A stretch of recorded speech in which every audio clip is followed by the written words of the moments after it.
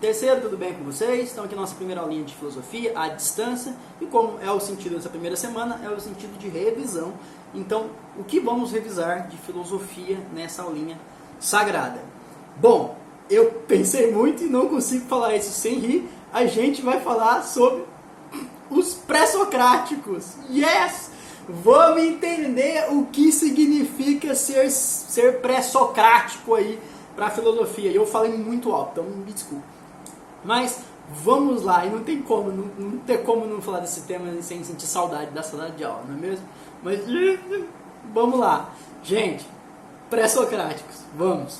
Então, amigos, pré-socráticos, como o próprio nome diz, é antes de Sócrates, ou doing before Sócrates.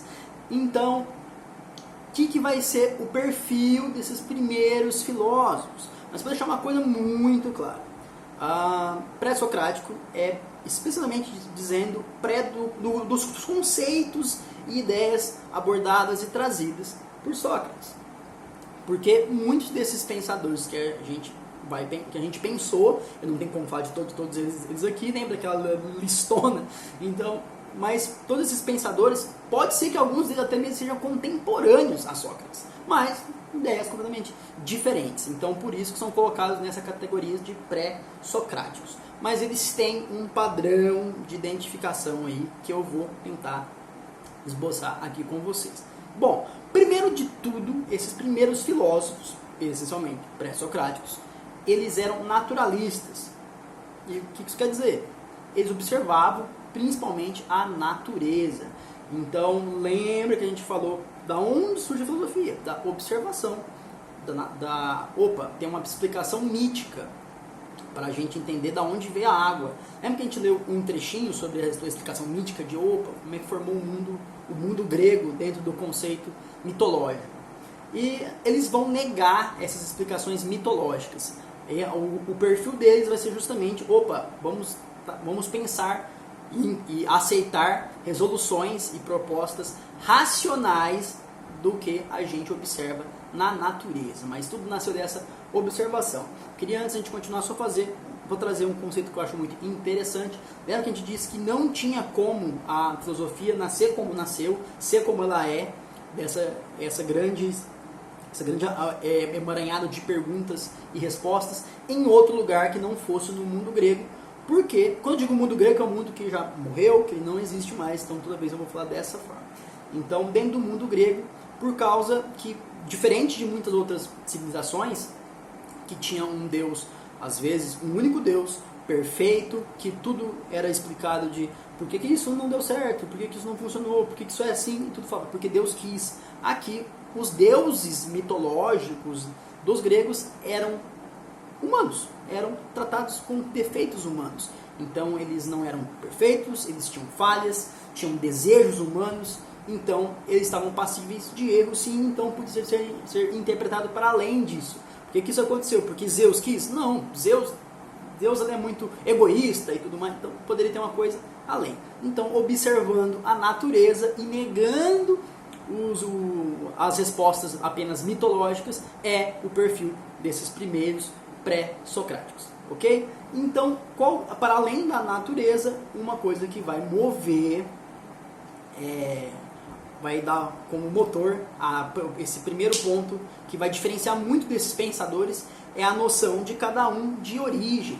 Eles vão estar se questionando o tempo todo da origem das coisas. Acho que não tem nenhuma dúvida nisso. Então, o mais famoso, que a gente falou muito na sala de aula, Tales de Mileto. Ele falava que a origem de tudo estava na água. Então vamos parar para pensar. A origem de tudo está na água? É a origem? É o grande elemento primordial, a origem de tudo? Não, não é. Nós sabemos que para a ciência hoje não é bem por aí. Porém, a água é uma grande condição para que a vida exista. Então não estava 100% errado de sua observação. Talvez um pouco equivocado em dar a ela a única razão e única origem de tudo. Mas Tales vai ser chamado aí, vai ser conhecido como o primeiro filósofo. Aí da escola do lugar, né, chamado, né, escola de Mileto.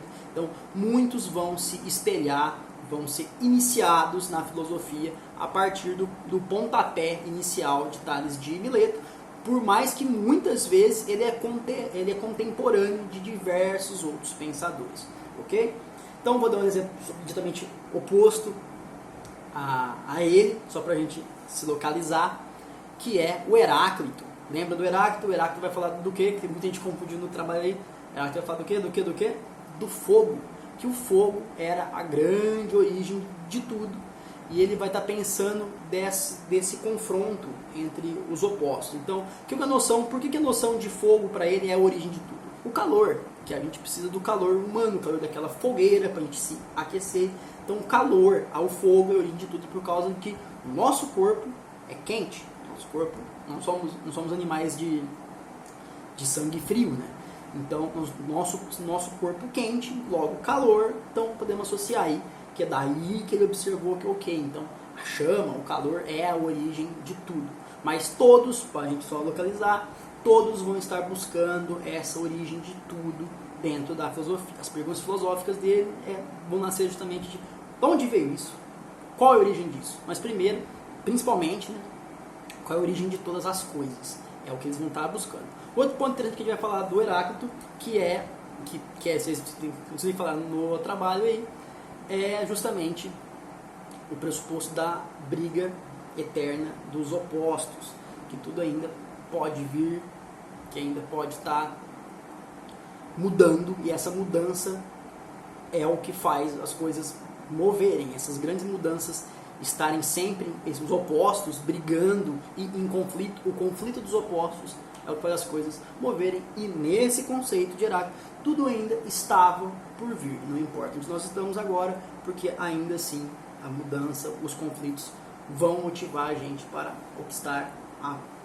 por vir ainda, e sempre tem essa espera, e sempre tem essa noção do conflito dos opostos, ok? Então, brevemente aqui a gente fez esse mashup para a gente entender que são esses pré-socráticos. Uma outra coisa que é interessante a gente pontuar é que nesses pré-socráticos vai ter um pessoal que o nosso amigo Sócrates vai criticar bastante, que já tem aí, mesmo que talvez muitas vezes contemporâneo a ele, são classificados muito também como pré-socráticos por muitos, que são os sofistas. Os sofistas eram conhecidos pelo quê? Eles eram muito relativistas, eles eram muito relativos em como eles organizavam as ideias deles. E o Sócrates vai dizer que essa situação de sempre estar se relativizando uma discussão, sempre estar se relativizando pontos, não é o caminho para a filosofia. Então, uma coisa que eu vou responder aqui, que era uma perguntinha da nossa atividade, que justamente o que Sócrates ia achar do nosso mundo hoje. Então, Sócrates tinha algumas noções bem consolidadas de como ele via a sociedade e o mundo. Primeiro, ele não gostava dos sofistas, porque eles relativizavam tudo e ele não achava que era por esse o caminho. E o Sócrates vai ter uma posição muito definida em quem deveria estar sob o controle da política, da sociedade, que seriam filósofos, seriam sábios. Apenas uma sociedade regida por filósofos conseguiria obter o seu sucesso, e que nesse caso os filósofos seriam, tanto que ele vai ser criticado por isso, vai ser morto por isso, que eles vão dizer que ele estaria criando novos deuses, mas na verdade o Sócrates acreditava muito na filosofia como algo central, a sabedoria humana como algo central para mover a sociedade.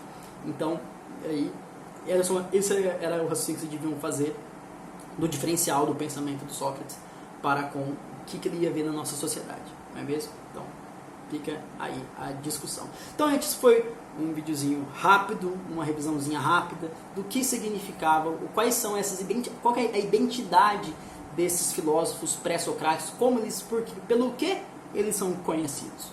E dei rapidinho uma palhinha aí sobre o pensamento de Sócrates e respondendo aí a pergunta que eu havia feito na atividade, brevemente, para quem não fez, que eu sei que tem gente que não fez, para quem não fez, tá pensando aí nos próximos dias sobre o que com base nisso tudo, o que Sócrates criticaria na nossa sociedade, não é mesmo? Então, é isso, espero que vocês tenham gostado, gostou da nossa aulinha, assista quantas vezes vocês quiserem e não esqueça de comentar quando vocês começaram a ver, quando vocês terminaram, se tiver alguma dúvida, grupo do WhatsApp, e é isso, até a nossa próxima aulinha, e tchau!